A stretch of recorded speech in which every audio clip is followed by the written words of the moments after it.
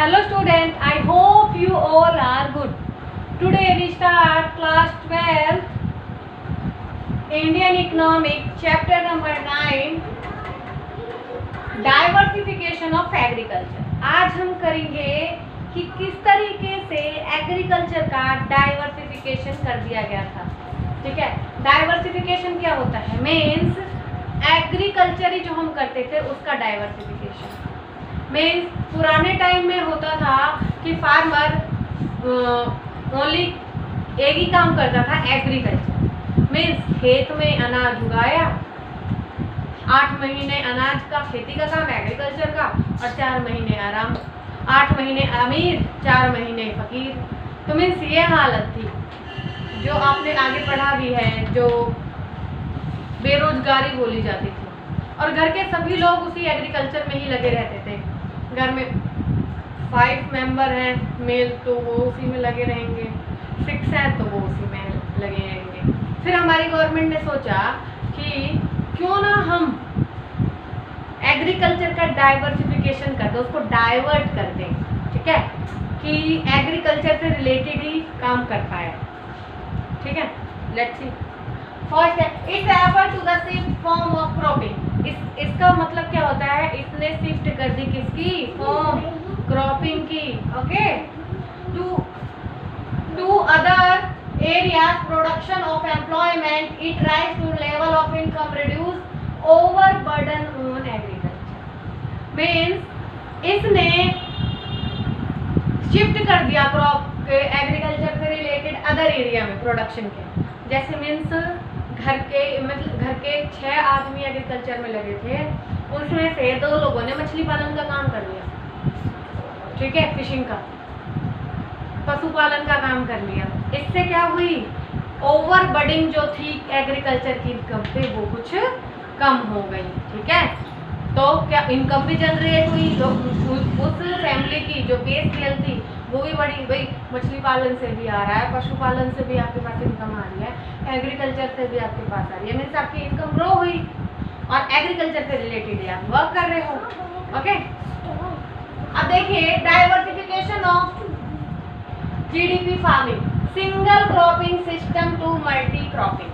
पहले क्या होता था? सिंगल क्रॉप फंक्शन चलता था. क्या कि मीन्स हमारी फील्ड है, हमने अपने खेत में गेहूं की फसल लगा दी, अब वो तैयार होने में 4-6 महीने जो लगते हैं वो लगे. उसके बाद फिर हमारी फसल, फिर हमारा मीन्स हम क्योंकि जो सारा उपजाऊपन था वो सारा खत्म हो गया. जब सारा उपजाऊपन खत्म हो गया तो हमने क्या किया? उसको रेस्ट दे दिया कि वो फिर दोबारा से एब्जॉर्ब हो जाए. उसको हटा के क्या किया? मल्टी ग्रेन, मल्टी क्रॉप कर दिया. कि मीन्स आप 3-4 महीने, मीन्स 12 महीने होते हैं, 6 महीने तक आप गेहूं की करिए, फिर आपका खेत खाली ना रहे. फिर आप मीन्स गेहूं क्या खींचता है पानी, तो आप राइस की करिए या अदर ग्रेन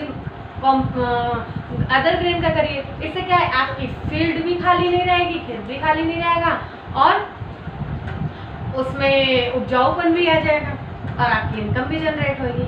ये किया था फर्स्ट डाइवर्सिफिकेशन. सेकंड है डाइवर्सिफिकेशन ऑफ प्रोडक्टिव एक्टिविटी. जो प्रोडक्टिव एक्टिविटी थी उसको क्या किया गया था? डाइवर्सिफिकेशन कर दिया. Non farming primary sector. क्या था ये? Animal husbandry and fishering and horticulture. अब देखिए इसमें एनिमल हस्बेंड्री मीन्स कि पशुपालन ले आए गए, और क्या था नेक्स्ट? फिशरिंग का काम कर दिया गया था. उसके बाद था कि आप वहाँ कुछ नहीं कर पा रहे अगर उसमें, तो फूल पत्तियाँ उगाइए, उसके लिए तो कोई वो नहीं लगती है, और आपकी इनकम भी जनरेट होगी. और जिसको क्या कहा गया? ग्रीन रिवॉल्यूशन कहा गया था. इसके लिए क्या कहा गया? एक गोल्डन रिवॉल्यूशन भी बोला जाता है इसको. अब इससे रिलेटेड एमसीक्यू में क्वेश्चन आ सकता है कि अगर ये आए हॉर्टिकल्चर का मतलब वो गोल्डन रिवॉल्यूशन भी कहा जाता है.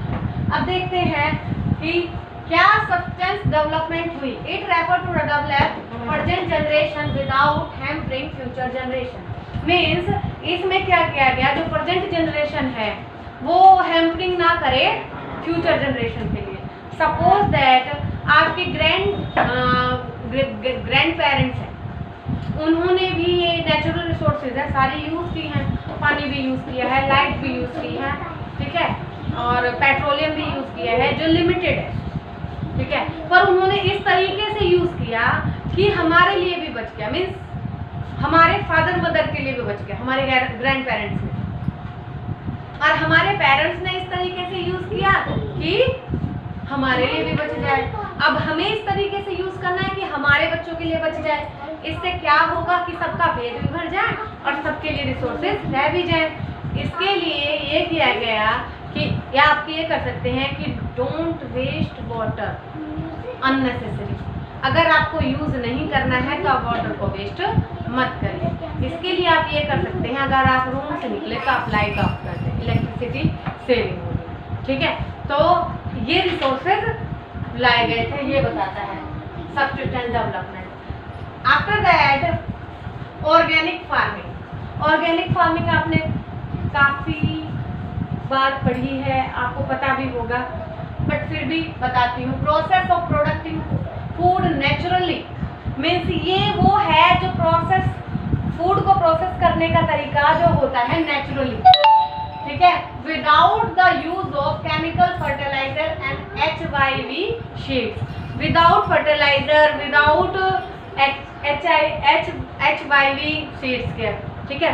आप कहेंगे कि मैम कभी तो कहती है हमारे पास पहले मशीनरी नहीं थी, हम मशीनरी नहीं यूज करते थे, तो पहले क्या होता था, मैंने कराया था कि मीन्स ये हमारी फील्ड है, इसमें अगर हम नेचुरल रिसोर्सेज से करेंगे तो इसमें 1000 टन आएगा, और अगर फर्टिलाइजर से करेंगे तो 10,000 यूनिट्स आएंगे, ठीक है। तो हम ऐसा क्यों करें कि हमें दोबारा से 1000 दिया है।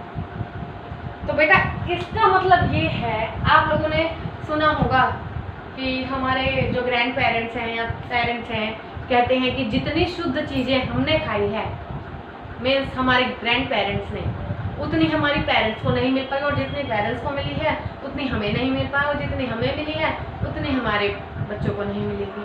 मीन्स ये कि क्या हुआ, पहले हमारे टाइम, हमारे ग्रैंड पेरेंट्स के टाइम पे क्या होता था, ऑर्गेनिक फार्मिंग की जाती थी नेचुरली। मीन्स वो कोई भी फर्टिलाइज़र, कोई भी HYV सीड्स यूज़ नहीं करते थे, एंड ना कोई भी वो केमिकल का यूज़ करते थे, तो नेचुरली क्रॉपिंग करते थे, तो नेचुरली हमारे ग्रेन्स भी मिलता था, ओके। तो नेचुरली ग्रेन भी मिलता था, तो उसके लिए उन्होंने वही प्रोसेस अपनाया। आज के टाइम में ऑर्गेनिक चीज़ों का बहुत ज़्यादा डिमांड है।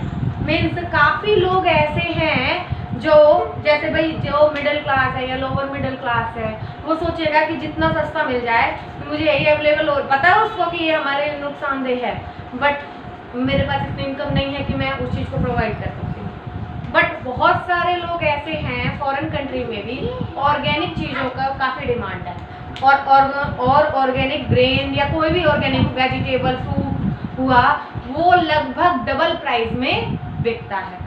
तो कितनी ज़्यादा डिमांड हो रही है ऑर्गेनिक फार्मिंग। तो ये थी हमारी ऑर्गेनिक फार्मिंग। बेनिफिट क्या होते हैं, फर्स्टली भाई वो इको फ्रेंडली होता है। जब सारी चीज़ें हम नेचुरली करेंगे तो इको फ्रेंडली होना तो नेचुरल है, बिकॉज ऑफ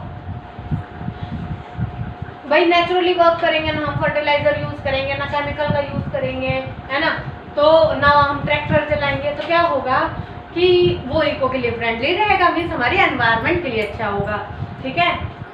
और एनवायरनमेंट के लिए अच्छा रहेगा, हमारी इकोनॉमिक के लिए भी अच्छा है। प्रेजेंट टाइम में आपको बता दिया मैंने डिटेल में, लेस एक्सपेंसिव मेथड। और ये वाला जो मेथड हमारा ऑर्गेनिक फार्मिंग का, हमें जब कोई रिसोर्सेज यूज़ नहीं कर रहे हैं तो ये क्या है, ये हमारे लिए क्या है, लेस एक्सपेंसिव है, कम खर्चीला है।